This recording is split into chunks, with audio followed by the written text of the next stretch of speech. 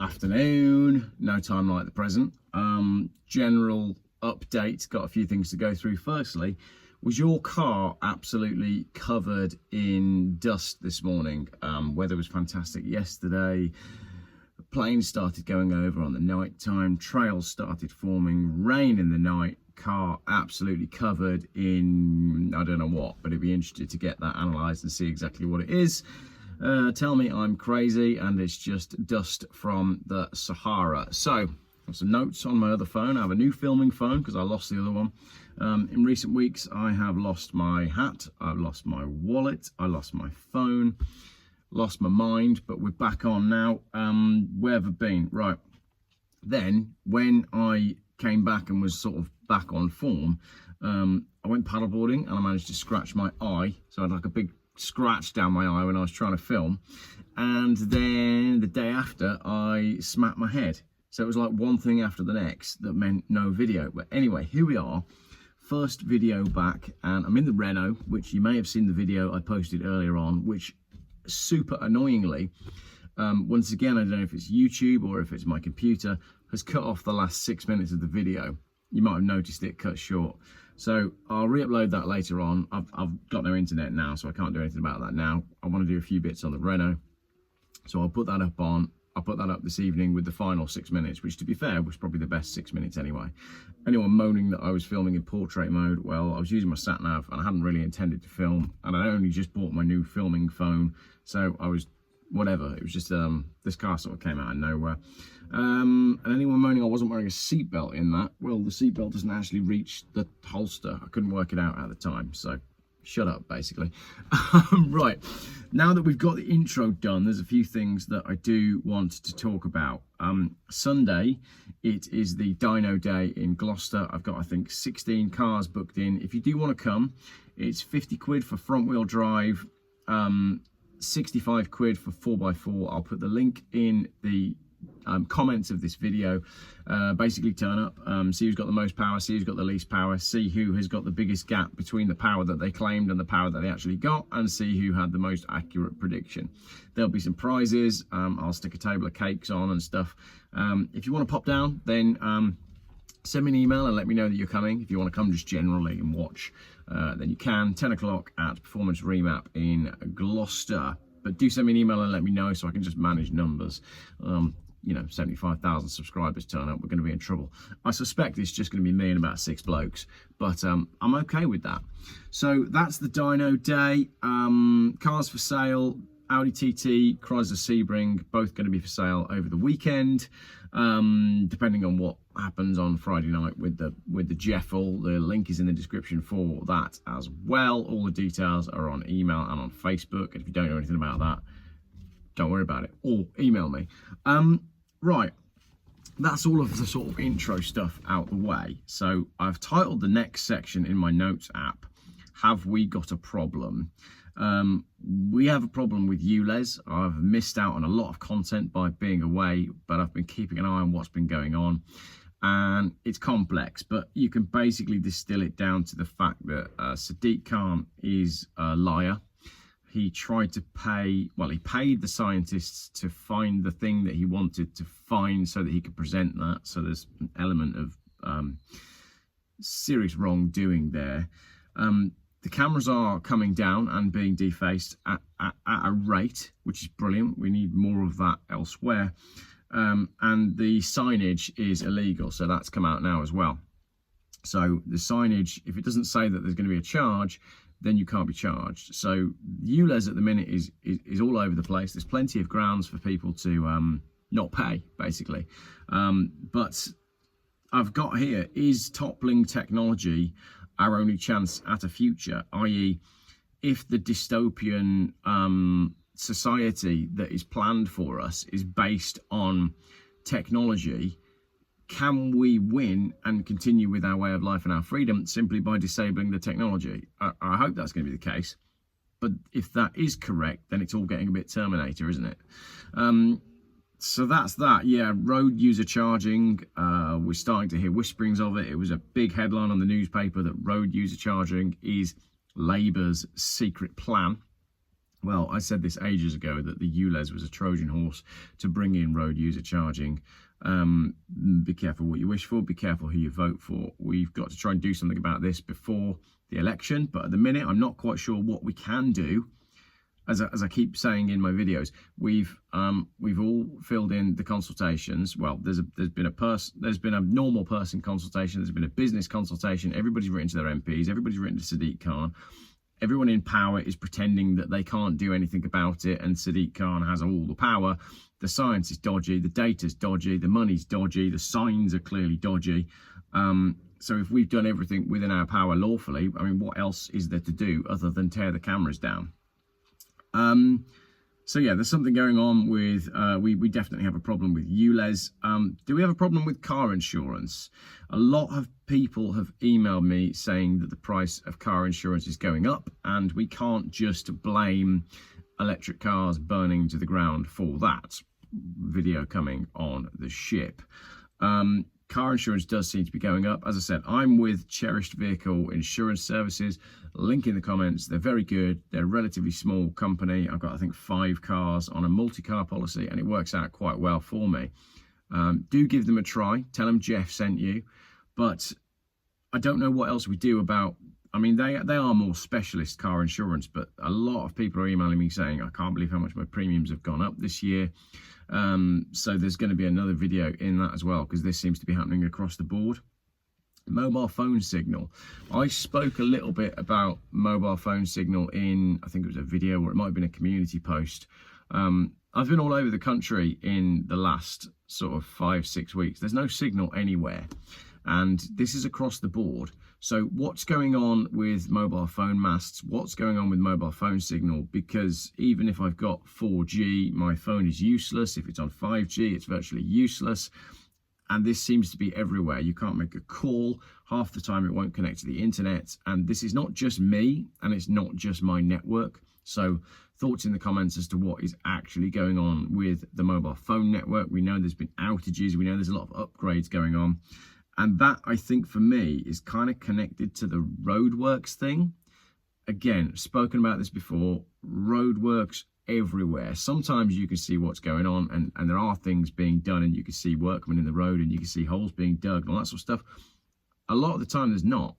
I visited my mum's house recently, and she lives on an estate. And coming out of the estate, there was 3-way traffic control. This was on a weekend. Nothing going on at all. The lane was closed for no reason. There was nothing there. And I even got out of my car and spoke to someone else, and we both kind of agreed that if we lived there, we would actually then take it upon ourselves to go and remove the cones and remove the traffic lights, because there was nothing happening. There was no work going on, no holes, no nothing. So what again, you know, talk about the ULEZ point of view. Where do you stand legally if right outside your house is a set of roadworks that are causing massive misery to people when there's nothing going on? You write to your MP, you get nowhere. You speak to the contracting company, well, they're just contractors. And if they're not there anyway, can you just remove the roadworks? Because then when the workmen come back on the Monday, they'll go, oh, we need to dig this hole. Yeah, put the roadworks back up. Can't believe someone moved them over the weekend. And they'll all have a laugh and a joke about how they put up the roadworks without anyone actually being there and doing anything. So citizens working together to act against the things that are going on is what seems to be required in that situation. I've also got noted down here, health. Are you ill? Has everybody been ill? How has your health and wellness been over the summer? The weather has been shocking. And I, for one, believe that the weather has been messed with all summer. I think the weather has been manipulated to be as bad as it has been. But I also think that the concept of weather modification is too big for some people. Like the thought that the government might be colluding with whoever it might be to change the weather to destroy the summer. That, you know, if that's the case, then your summer was stolen from you by someone with nefarious aims. As I said yesterday, weather absolutely fantastic, beautiful day, not a cloud in the sky. In the evening, planes start streaking the sky where they hadn't for 2 days, and then suddenly all the streaks are back, and out of nowhere, rain in the middle of the night, and cars now covered in crap. So what on earth is going on with all of that? Is it simply a concept that's just too big for people, even though you can show them the patents, you can show them stuff on the UK government's website about geoengineering, but it's a bridge too far for people. That many people refuse to believe that there could be such a large and coordinated anti-human campaign. These are probably the people that will be going along with any next lockdown. I'm told that October something's going to be kicking off. Don't want to talk too much about that. I will be launching a second YouTube channel, which will protect this channel basically, and I'll talk more candidly on that channel. But we'll get that launched in the coming weeks as well. And then fires as well. I've got a video coming on fires, not just the ship fire. Obviously, I'll be doing a video on that, but Canada has pretty much all been on fire. No media coverage at all, really, in the UK. Roads burnt a little bit, relatively speaking. I've been there. I've spoken to people on the ground. I've got a video coming on what happened in Rhodes. All the media made out that it was all the island. We know that Tenerife is, I think, on fire at the moment, if it's not out already. And all of this is arson. It's all arson. But the problem is, if the media comes out and says that it's climate change and pushes that narrative for a week, people's minds cannot then be changed. It doesn't then matter if they publish an article saying, oh, by the way, it was arson. It's too late. In everybody's mind's eye, it was climate change. That's what's going on here. And then Maui as well. I've noted here, Maui burns oddly and catastrophically. No media and no help. There hasn't been much media in the UK about what's going on in Hawaii. I've been following Maui Real Estate. Can't remember the guy's channel name, but he's absolutely brilliant and he's been sharing what's been going on the ground. I've been watching everything that's been coming out of Maui because it stinks to high heaven. So no media coverage, no help. $700 per person. People are losing their homes. I've even heard that people are having their homes repossessed even if they didn't burn down. Is it a land grab? Was it a military weapon of some sort? And if it's not a land grab, and if it wasn't a military weapon, why, instead of helping the people, have the government and the law enforcement departments there put up no-fly zones so you can't fly a drone in? And why are they building walls around the damaged sites? Too many questions. I've noted there more on that soon. I don't know how much more I can do on Hawaii because there's other YouTube channels that are covering it, but I want to bring it to people's attention in the UK because you should go and follow these other channels. You should look up on YouTube while you still can, you know, the footage of the blue stuff that hasn't burnt in these fires, and it's odd. The whole thing is odd. I don't have any answers, but we can keep asking questions basically. So as I said, I've got at the end here another channel coming for memes on Monday and the juicy stuff that might compromise the main channel. I've got to say thank you to Andy for my hat. Andy sent me this hat really kindly, and it's made out of tarps. This is made from truck tarps. So this hat is made from a material that has been up and down Brazil on the side of a truck basically. And I think that's really, really cool. It's a comfortable hat. It does the job really nicely. And yeah, it's fully recycled, fully eco-friendly because it's made out of truck tarp. So that's absolutely ace. That's it for the moment. That was a bit of a general update from General Update. There's going to be plenty more coming. Leave in the comments what you think I should be addressing next. I think, as I alluded to a little bit yesterday on my Renault video, where I've got to with it is I haven't been fantastic mentally for the last sort of 5 weeks. And then I was thinking, I want to come back with a real big video and I want to solve all the problems and I want to do a video that covers everything and I want to do it well. And you can't. There's too much. It's too big. And I just got myself into a bit of a rut with thinking, well, and it's stupid. I lost my hat, lost my phone, lost my wallet, lost my mind, couldn't get any content out. So you can't cover everything. I will keep covering things in my own way. And I guess we'll just take it one day at a time and we'll take it one article at a time and we'll try and get there. I've got some content coming next week on some weird stuff going on at the top of Scotland with a proposed wind farm and some whale stranding. So we're going to be digging into that. And there's lots of stuff that people have emailed me. I've still got thousands of emails to work my way through. But we're back. Kids are back at school. The weather is going to drop off a cliff, which means I'll be back to filming and not farting around in the sunshine.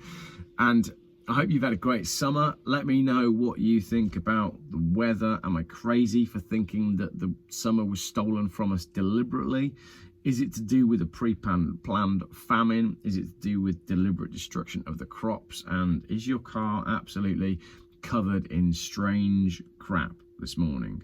I'd love to get that chemically analysed. So if you know anyone that does anything like that, then do let me know. Right, now I'm going to clear out the front boot of the Renault and start getting the Renault ready to do some cool stuff with it. I'm going to keep the mix of content on the channel to be cars, conversations and controversial content, and hopefully if we keep dropping car videos in there, we'll trick the algorithm and keep the YouTube channel alive. Thanks very much for watching. You stay classy, San Diego. We'll finish with a Ron Burgundy quote. What's that for? Get your own quotes. Come on, Jeff.